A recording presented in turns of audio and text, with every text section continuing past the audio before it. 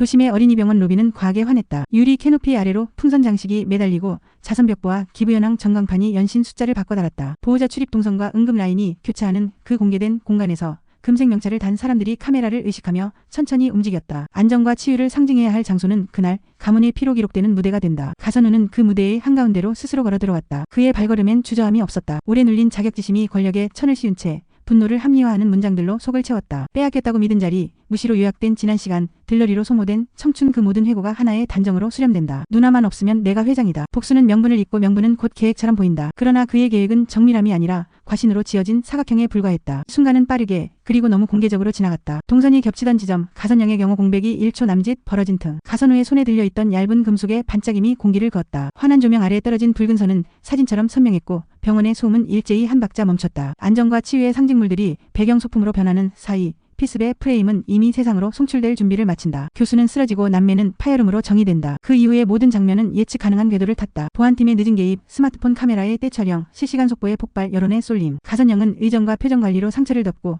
즉시 동정과 권위를 동시에 회수한다. 반대로 가선우는 스스로 만든 공개 증거의 포로가 된다. 익명 뒤에서 흘리던 유출과 제복, 그림자 속 조작의 루틴은 그 한 번의 과시적 폭주로 모두 무력화된다. 칼은 빠르고 잔혹하지만 기록은 더 오래 남는다. 그의 선 넘기는 승부수가 아니라 자해였다. 결론적으로 이 장면은 연출된 이벤트가 아니다. 가선우의 선 넘은 행동 권력과 돈, 오랜 무시에 대한 복수심이 빚어낸 망상의 폭주다. 그는 누나만 지우면 왕자가 빈다는 단순한 논리로 가장 많은 증인과 카메라가 모여있는 최악의 장소를 택했다. 그 선택은 가문의 균열을 공개 재화로 만들었고 이후 전선의 우선순위를 단숨에 바꿔놓았다. 유리는 금이 가면 언젠가 부서진다. 그리고 공개된 파편은 늘 가해자의 발부터 깊게 베고 들어간다. 백혜지의 병실에는 낮과 밤의 구분이 흐릿하다. 기계음은 여전히 성가시고 진통제가 생각을 느리게 만든다. 그래도 눈꺼풀이 떨릴 때 누군가는 손을 잡는다. 이름을 부르지 않아도 체온이 전해진다. 그녀가 다시 눈을 뜨는 순간 가장 먼저 떠오를 장면은 불빛 아래 쓰러진 친구의 얼굴이 아니라 자신을 의심하던 친구의 뒷모습일 것이다. 그리고 이상하게도 그 장면이 그녀를 더 단단하게 만든다. 의심을 견디고 믿음을 얻은 사람만이 끝을 본다. 그녀의 역할은 끝나지 않았다. 증언은 아직 봉인되어 있고 화면 바깥에는 더 큰 불이 남아있다. 살아난다는 것은 역할이 늘어난다는 뜻과 같다. 유치원 숙소의 현관에는 아직도 매캐한 탄내가 맴돈다. 벽지는 뜯겨나가고 천장 모서리엔 그 흐름이 엉겨붙었다. 바닥에는 급히 껐다가 남은 거무스름한 물자국이 대각선으로 길게 그어져 있다. 한밤중 낯선 남자가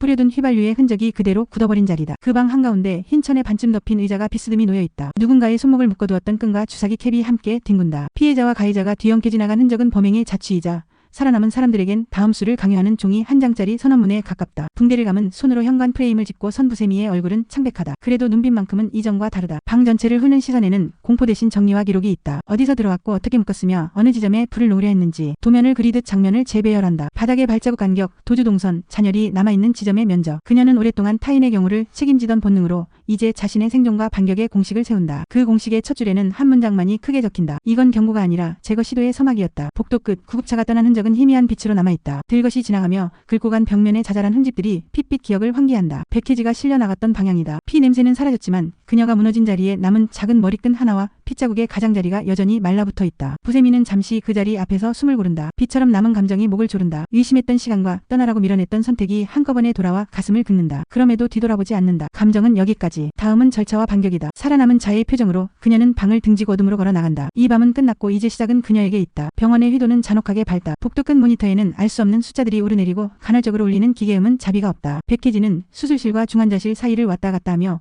생과 사의 경계에서 한 번 더 버틴다. 그녀가 쓰러지던 순간의 장면은 사람들 머릿속에서 반복 재생된다. 그녀는 도망치지 않았다. 의심받던 시간을 견디다. 망설이던 발걸음을 돌려 위험의 방문을 연 것이다. 친구라고 불렀고 결국 친구의 피가 흘렀다. 부세미는 서류 봉투를 꽉 쥔 채 병원 유리창 앞에 선다. 봉투 안에는 유언의 일부, 재무 흐름의 암호, 그리고 단 한 줄의 선택지가 들어있다. 숨거나 맞서거나. 도망은 더 이상 옵션이 아니다. 도망은 주변을 잃게 하고 남은 길을 닫는다. 그녀는 선택한다. 기자회견. 이름을 돌려놓는 공식적 선언. 위장 뒤에 숨는 평온은 끝이다. 위험을 무대 위로 끌어올려 정면으로 받는 편이 그림자 속에 맞는 칼보다 덜 잔혹할 수도 있다. 선언은 총알을 불러오지만 동시에 방패가 된다. 그녀의 손이 미세하게 떨린다. 그 떨림은 두려움의 진동이 아니라 결심의 파동이다. 한 사람의 피 앞에서 한 사람의 삶을 더 이상 숨기지 않겠다는 서명. 살아남은 자의 두 번째 표정이 그 얼굴에 붙는다. 가성그룹 컨벤션 홀의 조명은 컴퍼스처럼 정중앙을 겨냥한다. 가성그룹 미망인 김영란 공식 입장. 회견 시작을 알리는 플래시가 폭죽처럼 터진다. 카메라들이 렌즈를 조절하고 기자들은 태그를 달고 트위터는 미리 짠 해시태그로 채워진다. 부셈이 이제는 김영란 이 포디움에 선다. 유치원 숙소 바닥에서 굳어있던 그 전화선에 끊긴 흔적.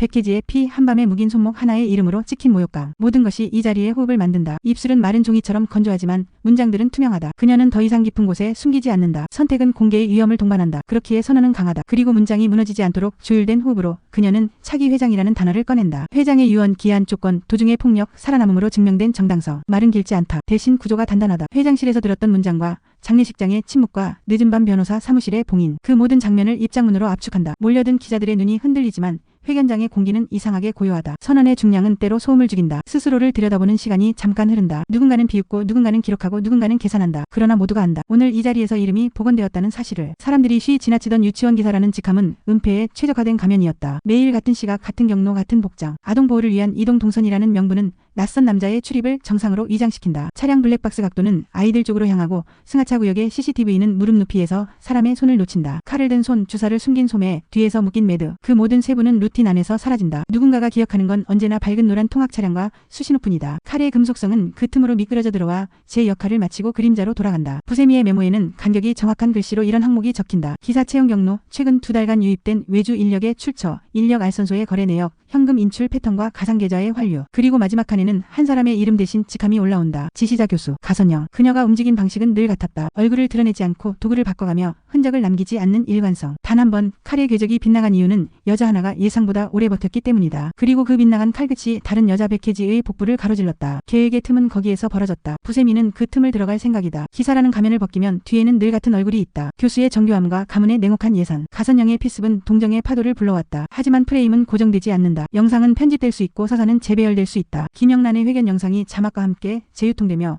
차기 회장이라는 키워드가 피의 이미지를 뚫고 올라온다. 사람들은 두 화면을 번갈아 본다. 피와 선언, 피해자와 생존자, 교수와 미망인. 둘의 대비는 역설적으로 두 사람을 모두 더 선명하게 만든다. 다만 차이가 있다. 한쪽은 공격을 당했고 한쪽은 이름을 돌려놓았다. 동정은 오래가지 않지만 선언은 기록에 남는다. 역프레이밍은 때때로 사실보다 오래간다. 재단 행사장은 장식이 과하다. 유리의 반사와 금속의 각, 꽃 장식의 과밀함, 사진벽의 어색한 미소들. 그 한가운데에서 가선영은 깔끔하게 회복한 표정으로 동선을 소화하던 중이었다. 그리고 불시에 얕은 비명이 깨졌다. 칼은 언제나 계획의 바깥에서 들어온다. 피 한 줄기가 목선을 타고 흘러내리고 하얀 천이 붉게 번진다. 주변의 소음이 한 번에 합쳐졌다가 곧 다시 조각난다. 보안팀이 뛰고 진행자는 멈칫하고 플래시는 미친 듯이 터진다. 피는 사진을 더 잘 팔리게 만든다. 그 순간 가선영은 즉시 얼굴을 만들어낸다. 피해자이자 생존자, 견고한 리더의 표정. 피는 공감을 부르고 공감은 진실을 비껴간다. 계산의 수정이 시작된다. 공격자는 누구인가? 왜 지금인가? 누구에게 유리한가? 그녀의 두뇌는 사람들의 애도보다 빠르다. 남매의 싸움은 사적인 전쟁이었다. 그러나 피가 화면에 실리는 순간 전쟁은 공공재가 된다. 가선호는 더 이상 숨지 않는다. 익명 계정들의 뒷배를 타고 자신만의 기록을 흘린다. 누나의 내부 비리 의혹, 상속 설계의 비밀, 오래된 폭력성의 증거들. 모든 것은 사실과 조작 사이에 아슬아슬한 줄 위에 놓인다. 가선영은 반대로 서류를 정렬하고 증인을 모으고 정식 절차를 개시한다. 여론은 갈라지고 광고주는 불편해지며 법무팀은 바빠진다. 여기서 중요한 것은 누가 옳은가가 아니다. 누가 먼저 망가지는가, 누가 덜 망가지는가다. 둘 다 패자일 수도 있다. 그러나 이 싸움의 승자는 보통 제3자다. 시장, 주가, 계약, 언론의 클릭. 피가 돌자 돈이 움직인다. 도시는 루머를 연료로 달린다. 새벽 5시 주요 편집국의 슬랙 채널에 보도자료가 풀린다. 제목은 도덕의 얼굴을 하고 본문은 계산의 문장으로 가득하다. 사칭, 기망, 사기온, 상속권, 박달 같은 단어들이 번개처럼 거리를 뛰어간다. 가선영이 던진 덫이다. 정확하게 배치된 타깃, 촉각적으로 설계한 헤드라인,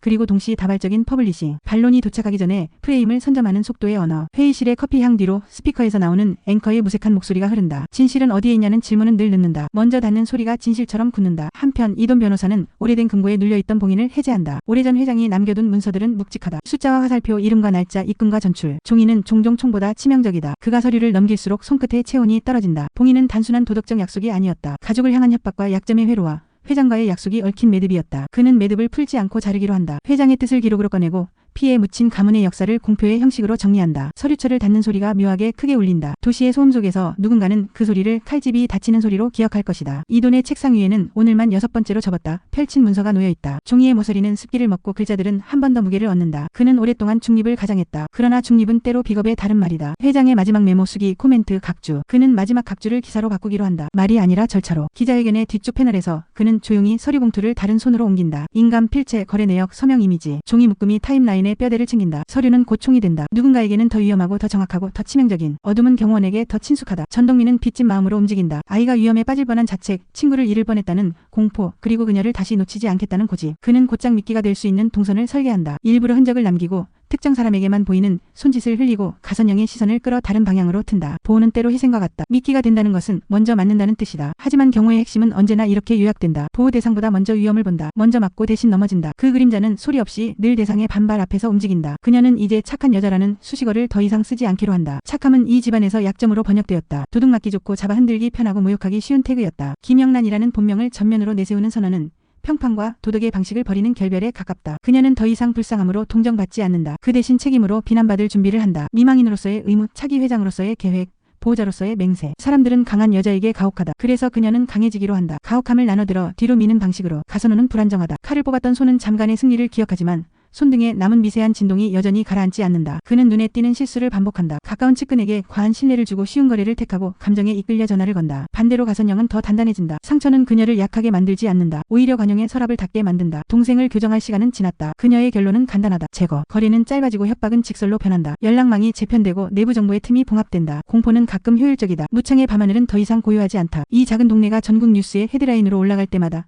사람들의 시선이 낯선 화살처럼 마을을 뚫고 지나간다. 유치원 담벼락의 낙서는 늘고 외부 차량은 많아지고 낯선 얼굴들이 카메라를 들고 서성인다. 소문은 일상의 균형을 무너뜨리고 아이들의 웃음은 낮아진다. 부세미는 이 마을을 떠나기로 한다. 도망이 아니라 방어를 위한 후퇴. 자신 때문에 상처 입은 공간을 더 이상 방패로 쓰지 않기 위한 결정. 떠나는 길은 무겁지만 때로 방어선은 이동해야 지켜진다. 도심은 마을과 다르다. 여기서는 칼이 아니라 카드가 더 잘 먹힌다. 정보는 속도로, 공격은 프레임으로, 방어는 데이터로 이뤄진다. 김영란은 도시로 들어오며 자신의 팀을 재편한다. 회장실의 공석, 법무의 지원, 외부 PR, 그리고 내부 회계감사. 사람을 새로 앉히지 않는다. 대신 역할을 바꾼다. 이돈의 책상은 더 지저분해지고 전동민의 동선은 더 은밀해진다. 팀은 작은데 공격은 넓다. 하지만 넓은 공격에는 집중이 약하다. 그녀는 좁고 깊게 판다. 정면과 측면을 동시에. 회견장으로 올린 얼굴이 방패가 되는 동안 법원의 문서는 칼이 된다. 남매와 미망인의 구도는 결국 한 공간으로 수렴한다. 누구도 피하지 못할 양자택일의 방. 테이블 하나, 의자 셋, 녹음장치 하나. 그리고 문 2개. 많은 말이 필요 없다. 사실 말을 줄일수록 서로의 속도는 빨라진다. 김영란은 증거를, 가선영은 권한을, 가선우는 파괴를 들고 들어올 것이다. 셋의 목적은 다르지만 결론은 하나로 좁혀진다. 누가 먼저 어떤 방식으로 어떤 얼굴로 끝낼 것인가. 리허설은 이미 끝났다. 위기는 보통 사소한 고장으로 시작된다. 전화가 닿지 않거나 메일이 반송되거나 파일이 열리지 않는다. 김영란의 팀 내에서 작은 오류들이 연쇄적으로 발생한다. 누군가 의도적으로 끈 전선의 끝이 어딘가에서 덜그덕거린다. 그 흔들림이 큰 멈춤으로 확장되기 전 누구보다 빨리 그것을 본 사람이 전동민이다. 그는 고장난 것들의 목록을 만들고 연결을 다시 묶는다. 끊어진 선은 다시 이어질 수 있다. 다만 그 사이로 누군가가 들어올 수 있다는 사실을 잊지 않을 뿐이다. 빛이 꺼지면 칼은 더 잘 보이지 않는다. 그래서 그는 어둠에 먼저 적응한다. 관심은 늘 더 자극적인 곳으로 움직인다. 회견이 중반을 넘길 무렵